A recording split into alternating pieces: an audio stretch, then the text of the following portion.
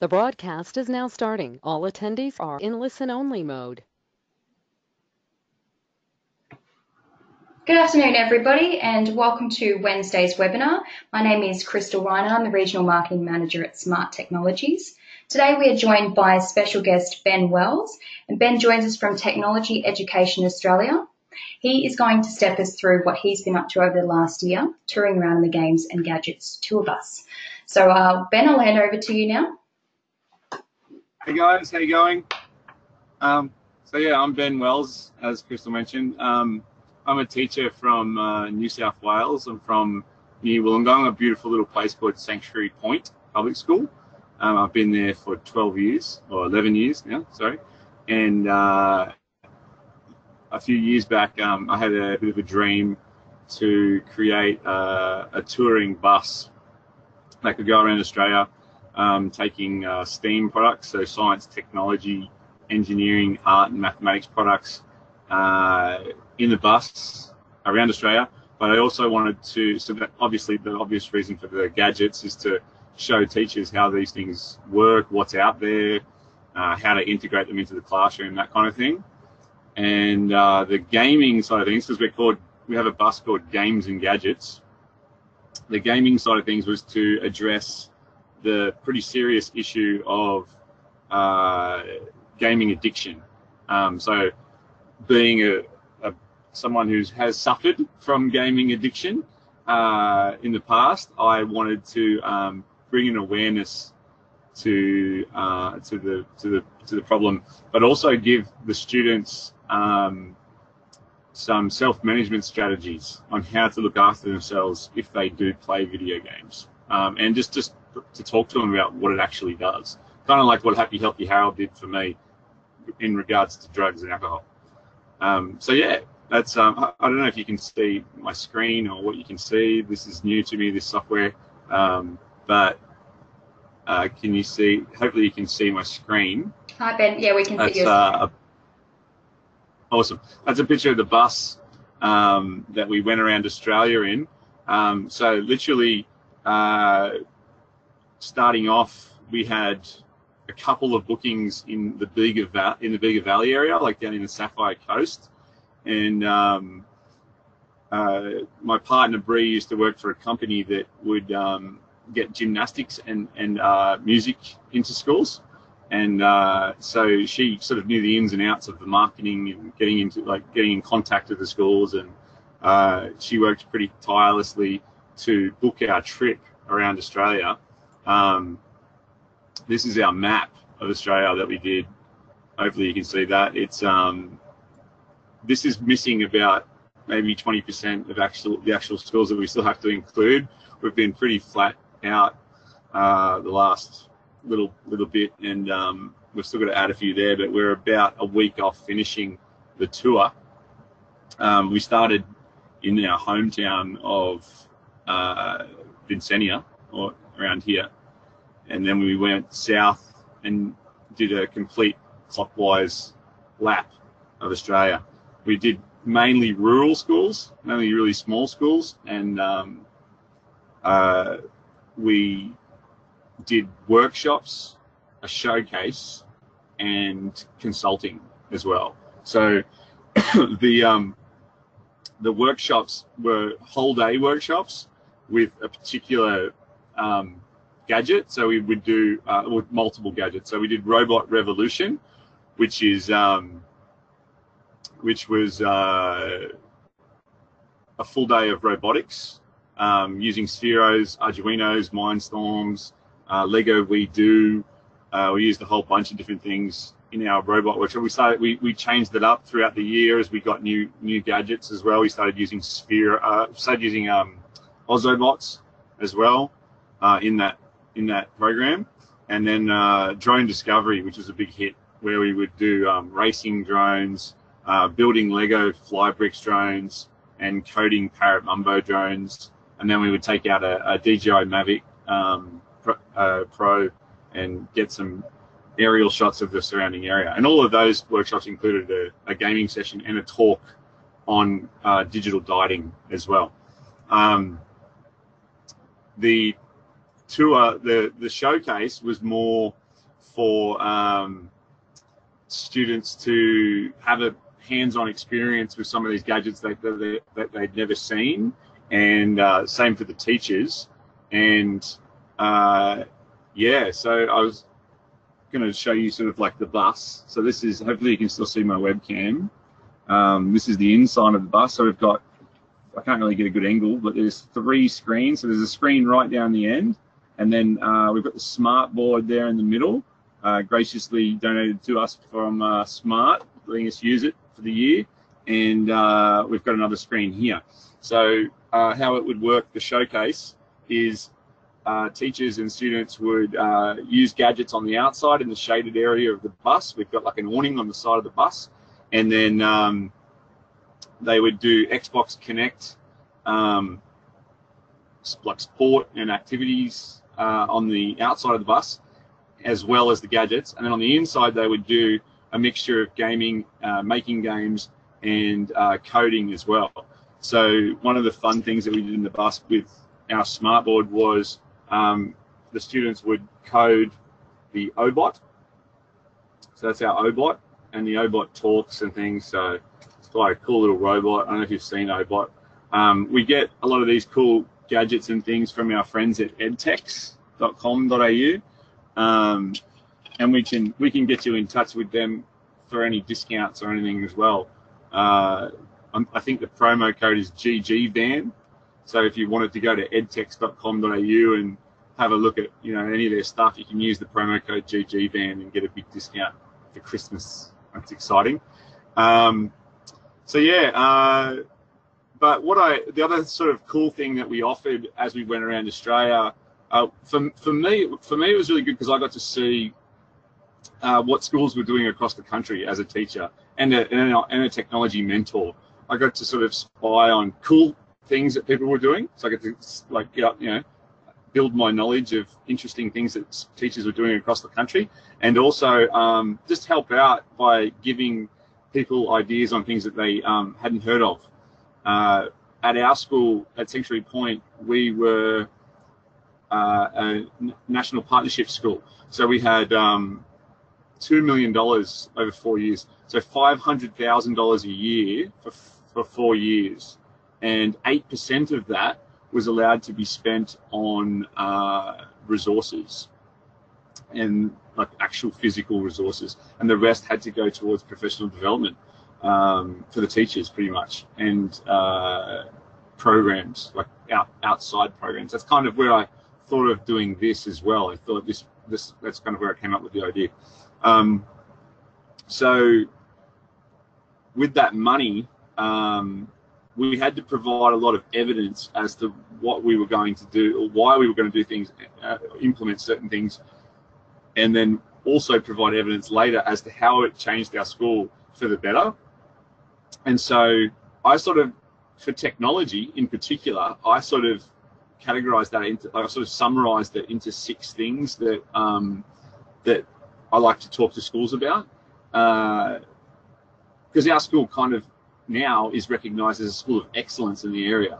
It's one where you want to send your children, whereas before it was the lowest low socioeconomic school in the state of New South Wales.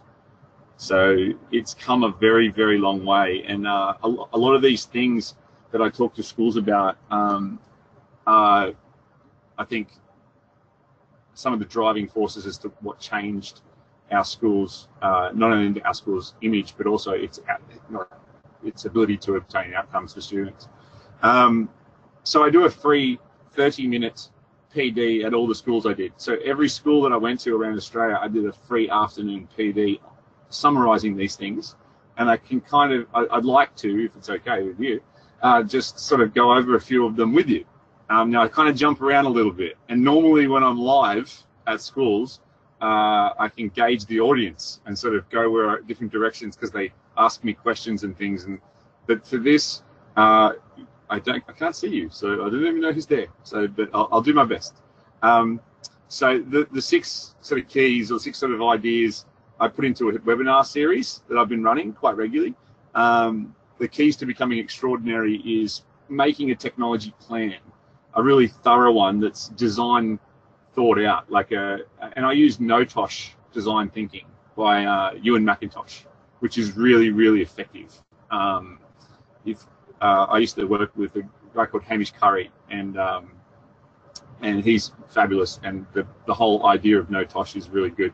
So that's something that we used to design our plan for the future when it came to technology in the school, and I go through our plan and how to make one. Online learning environments was a big key as well.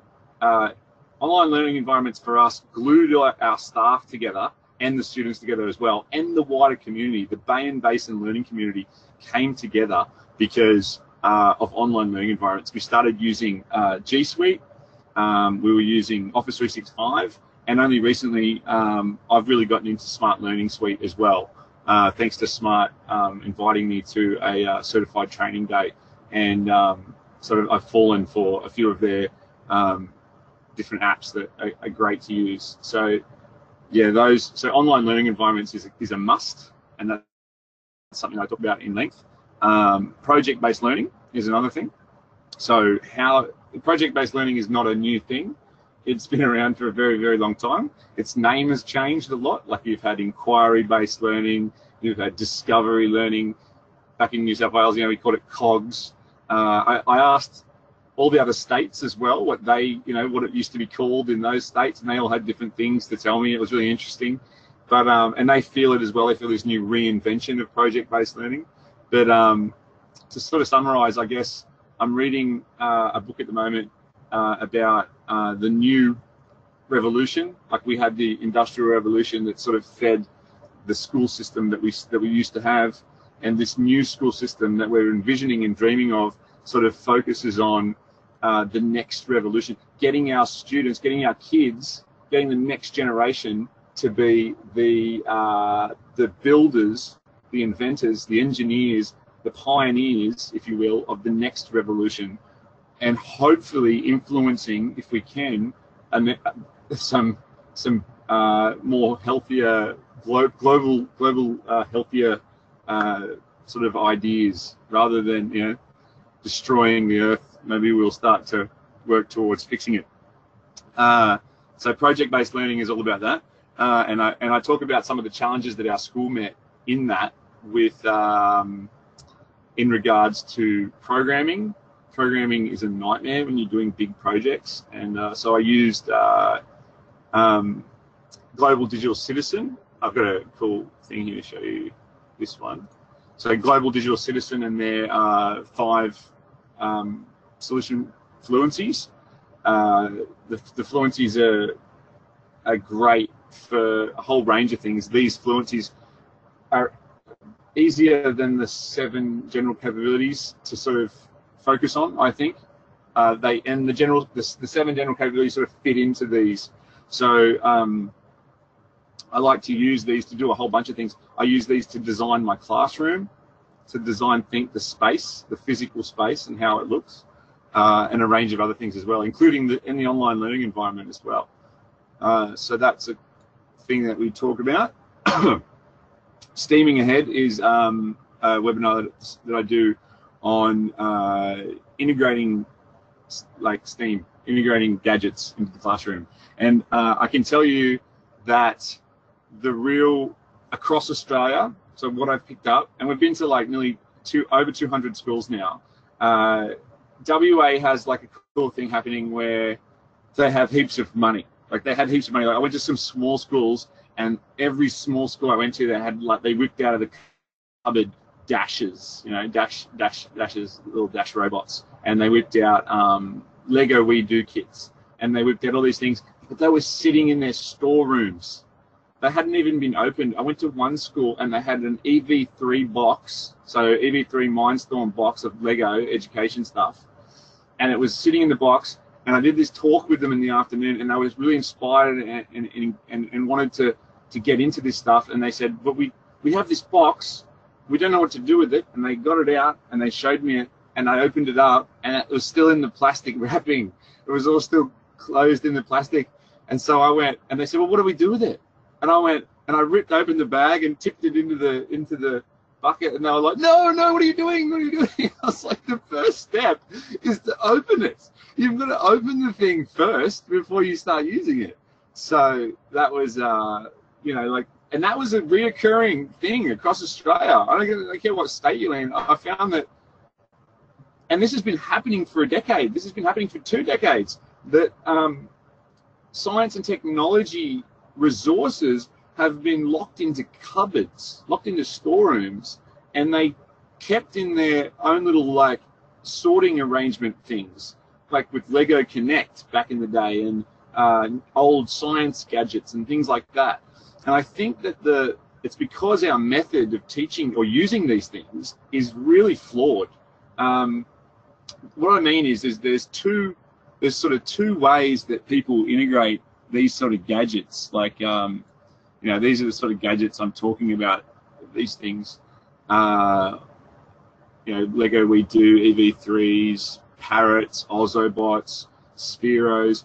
There's 2 really bad approaches to this that I've noticed across Australia. The first one is that there's a specialty teacher.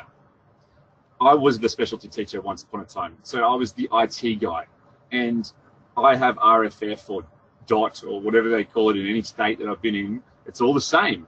They have your students come to me, and I run a lesson on Ozobots. Now, running a lesson on Ozobots is not a great idea. You're going to have a lot of problems straight away. It's also, if you've got like a class set of them, you're also sort of not doing what the science is saying you should be doing, like as in the research, as in like Sugata Mitra's hole in the wall experiment says that, it explains that more kids around less screens or more kids with less technology is more effective. That's why I do like using things like smart boards and interactive walls and stuff, because you can fit more kids around them and they can use it all together, rather than having every kid in the room have an iPad or every kid in the room have an Ozobot. That's a big no-no, I think. So if that's a no-no, then what's the alternative? Then other people go to this other problem where you've got a set of Ozobots in a storeroom and they can be borrowed. This is the second problem. This problem where there's a set of Ozobots and they can be borrowed is where you get teachers that won't borrow them. That's one issue, because they don't know how to use them and there's no support for them. So there's one problem where they won't borrow them. The other problem is they'll use them once and then they'll never get them out again. So it's a huge liability. You just wasted huge amounts of the taxpayers' money by buying, 18 or 20 plus Ozobots and sticking them in a storeroom. So that's a real drama as well. So what's the solution? Well, and this is all, design thinking. Just think clearly, think outside the box. Integrate the technology into the classroom. And that's what the government and everybody is saying. Do this, but they're not really giving you the support to do it. And that's why our business is, we're trying to approach that. We're trying to say, look, you're not on your own. We'll help you by coming into your school and actually showing you how to integrate it as a classroom teacher. So, for example, with an Ozobot, I look at an Ozobot. That little black thing on the screen is an Ozobot, by the way. If you don't know what one is, they're fantastic. I use it all the time in my classroom as a concrete material, like you would dice or a deck of cards, and to source information, to source lesson plans for the Ozobot. I cleverly, as a clever teacher would, I adjust the lesson plans to put them into group rotations. So in my maths groups, I incorporate an Ozobot. I don't run a science lesson on Ozobots. And I think that's the problem, is that people tend to do that. The same sort of thing happens with things like a Makey. So a Makey is one of the best resources I've ever used as a teacher. And I can tell you in a story. I can tell you a little story about why I think a Makey is fantastic. I had this kid in my class, we'll call him Cohen, okay? And Cohen wouldn't finish his work. He would never want to finish his artwork, especially. He wouldn't finish artworks. And I had pretty much Buckley's of getting him to sit down and finish his information report. on something, you know, or even getting him to write a descriptive text on an art piece or something. You know, it was just impossible to get him to do any work. So one day I said to him, I wanted him to finish one of those Sidney Nolan paintings of Ned Kelly, and I said to him, what if we could, if you finish this, you know, what if we could make your painting come to life and talk? So when people walk in and touch your painting, it will start talking. Would that be cool? And he was like, yeah, that'd be so cool. And I went, all right, well, I'll make you a deal. If you finish your work, if you finish your artwork, you know, like do a good job of it too, because everyone's going to be seeing it. I'll help you make it come to life. And he's like, how are you going to do that? We'll get there when you finish the artwork. So he finished the artwork, it was not without pulling some teeth, you know. It was like, come on, man, get it done, because we're going to make it come to life. And so he finished it. And then, and I did this for all the students, obviously. We wired the Makey up to all of the helmets. So we made all the helmets out of foil on the art piece. So it looked like an artwork in itself. It had little wires going up to it and everything. And then he said, okay, so what happens now? And I said, well, now we're going to give it a voice. We've got to have it say something. So what should it say? And he's like, well, maybe it should talk about Ned Kelly. And I was like, yeah, that's a good idea. Definitely, let's make it talk about Ned Kelly. I said, so how are we going to? And he's like, how are we going to do that? And I'm like, well, we're going to have to. You're going to have to say something. You're going to have to speak into the microphone and give it a voice. And he's like, well, what do I say? I'm like, well, we're going to have to write out some, you know, a bit of a script for you to say. And so we wrote a bit of an information report on Ned Kelly and Sidney Nolan and who he was and the 1800s, and it was all in there. And he helped, and, you know, he finished it and everything, got all that done, and then he recorded his voice in Scratch. So he made a really simple little program. When the space bar is pressed, or when the W key is pressed, or whatever, play the sound of his voice. And this is like a great teaching experience that will go with me forever. We had, you know, parent-teacher interviews, and his parents came in, and he was so excited to show them this wall and to get them to touch the painting and to make it come to life, to talk to them. He was so excited to show it off. He'd been raving to them about it. But the difference of that and him going home and saying, you know, and his parents saying, what did you do at school today? And him saying nothing. But he did, you know, he didn't finish his artwork and got in trouble or something. That story is so much nicer, isn't it? The Makey story. And that's because of a Makey. And I could do that because of a Makey. So there's value in these things as well, and to do them in a way that's holistic, rather than another sort of take on that would be if I had a class set. I only have one Makey in my class, but if I had a class set of Makey's, I would have to get everyone to make a guitar or something. And that would be kind of like, and it would be stand and deliver teaching and not very exciting. So yeah, that's kind of what we talk about. I think I went over all of them. Maker spaces is a big thing as well. I'll just wrap up because we're running out of time, but maker spaces is another thing where this vogue notion of breaking down your computer labs and then turning them into maker spaces. I don't like that idea either. I think that you should turn your classroom into a bunch of mini maker spaces. Have stations around your room that are practical, thought out, have purpose, and then have all the resources that are in your storeroom and everything that you want to use, that you should be using, that aren't locked in your storeroom, have them housed cleverly inside your classroom. That's a 21st century classroom in my mind. And I've seen them around Australia. If you want to get in contact with me, I can talk to you about where they are, and you can go visit these schools that are doing this type of stuff. And that would be good. And then obviously coding. I run seminars on coding, trying to break down the challenges that are faced, I guess, with trying to help teachers, you know, with the challenge of becoming better at coding on all levels. So yeah, that's basically what we did. We went all the way around Australia. Here's our Instagram, GG Education. And we have a cool Facebook page as well, so you should definitely check us out. We saw some pretty amazing places. This is far north Queensland.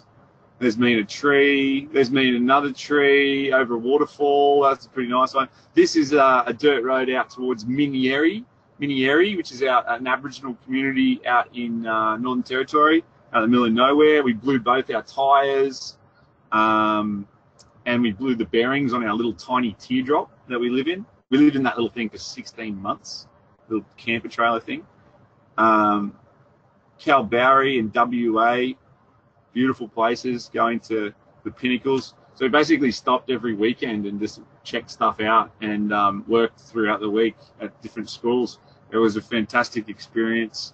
Rottnest Island, yeah, and we saw lots of silo paintings as well. So heaps of silo paintings. That's our little teardrop there, our cute little teardrop that we lived in for 16 months. It's the bed and the kitchen.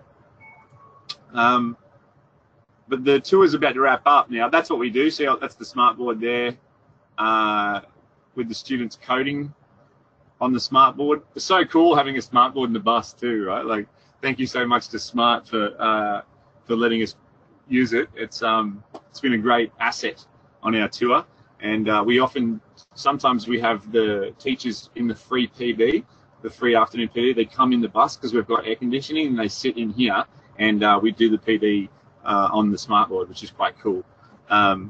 Yeah, next year's plans. I think I've got a little bit of time left. Next year's plans. Where's my website? Here it is. Is STEM for 10. So the bus is going to do after-school care programs, and it's going to do birthday parties, and it's going to do special functions and events and things like Big Day In, and we might come up to Smart again, Smart's conference. That was fantastic. Last year, I think it was, we went. So yeah, we're going to go to conferences and stuff in the bus. The bus is freed up for that for next year. We'll probably try to go to some schools too in the bus, depending on what's happening. But STEM for 10 is going to be a 10-week program in schools, because that's what teachers asked for.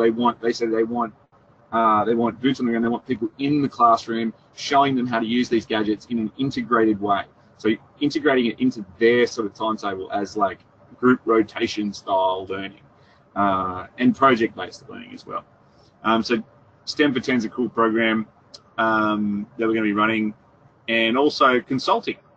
So if you want to get in touch with me, that's on the website. You go to consulting. So our website is ggvan.com.au, and you can go to consulting, and you can go to in-school support. That's me and the conferences that I've spoken at and things, and who I am. And then the webinars are only $35 per person for 2-hour webinars. And I talk about those things, those 6 things that I mentioned before, in depth. Yeah, that's who we are, and that's what we're doing. So I guess it's, if you guys have any questions, you can jump in. I'll mute my mic, and we'll see how we go. But thanks for having me. That's fantastic, Ben. Thanks so much. So Karen just wanted to know where she could find the webinars, and I think you've just covered that off on the website under courses, I believe it was.